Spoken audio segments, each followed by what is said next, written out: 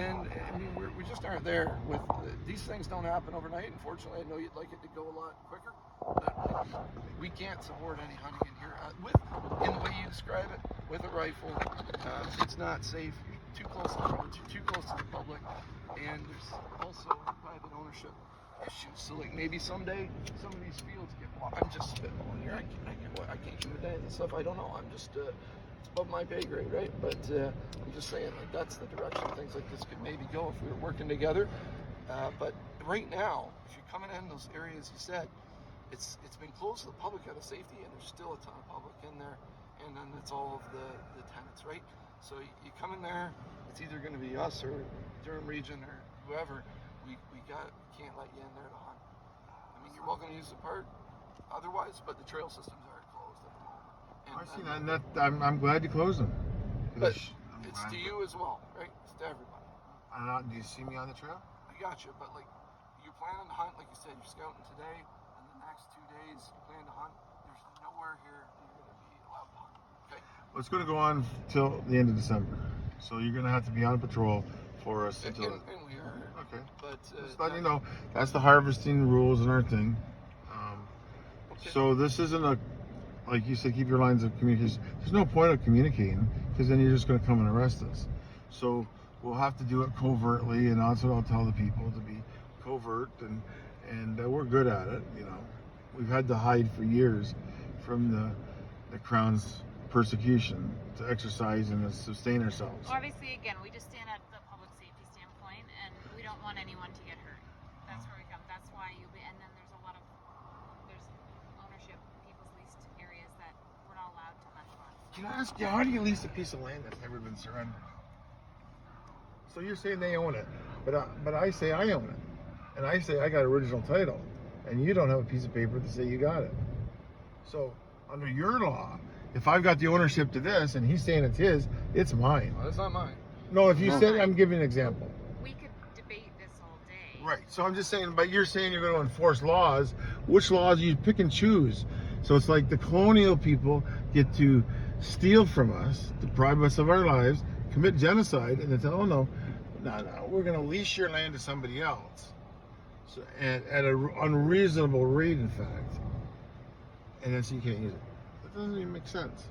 And it doesn't even make sense in your own laws. There's court proceedings for things that. And we're getting there. That's what this is all about. I know you said you've already got things going. This is about that. Those are the things that have to be finished before you can continue. You understand that that's what this is about today, man? I wanted to see what the response would be to when we go to exercise our rights. It's written that we have. I wanted to see what they were going to do, and they've done everything I predicted they would do. They closed off the trails. They acknowledged that they can close it. So they've proven the fact that they can close this off so we can hunt. They have the ability. There's no guarantee, right, that people don't get There's those never a notices, guarantee. That people don't, and people use these trails all the time. But see, they've had 11 years to not. It's not a designated hunting area. That's because they have not. They've had 11 years to educate the public. But again, those are things, court proceedings that you are going through that you need to settle before you decide that it's a designated hunting area. Right now, it is not equipped for that. There are people walking through, and God forbid that something terrible happens. Right? But it can't all fall on parks for them to close. They can't close every single trail. They can't tell every single person. And even when they do, right? People just pouring from any little area. Right? That's it's just not. There's too much population around here to do it. It would have to be in like I don't know how it would be accomplished. I'll be honest. Around here, it's pretty tough to do. I get where you're coming from, Ken. I got you, but it's there's a way to do that process that you're describing without coming here and endangering people, and that's what's. I've endangered anybody. If you're hunting in here with a rifle, and then also on people's leases, and I understand your thoughts on that. I got you.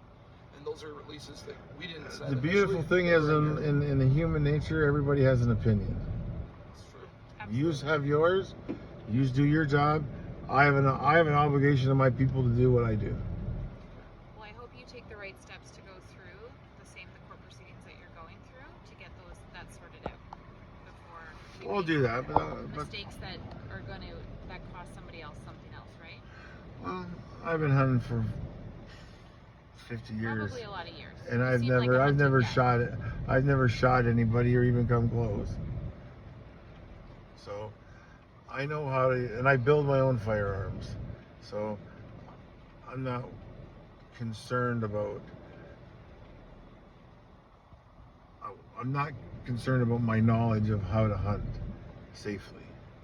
I'm not disputing your capability of building a firearm or how handling it or using it, but I'm just saying we have to, in those off chances that something could potentially happen, we have to be prepared for that as well, right?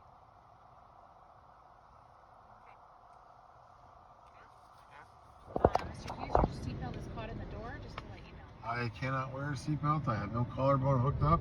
If I put on the brake, I will die. You're a kid? Okay. Well, it's still caught in the door regardless, Okay, so. I'll pull it in, but I can't wear a seatbelt.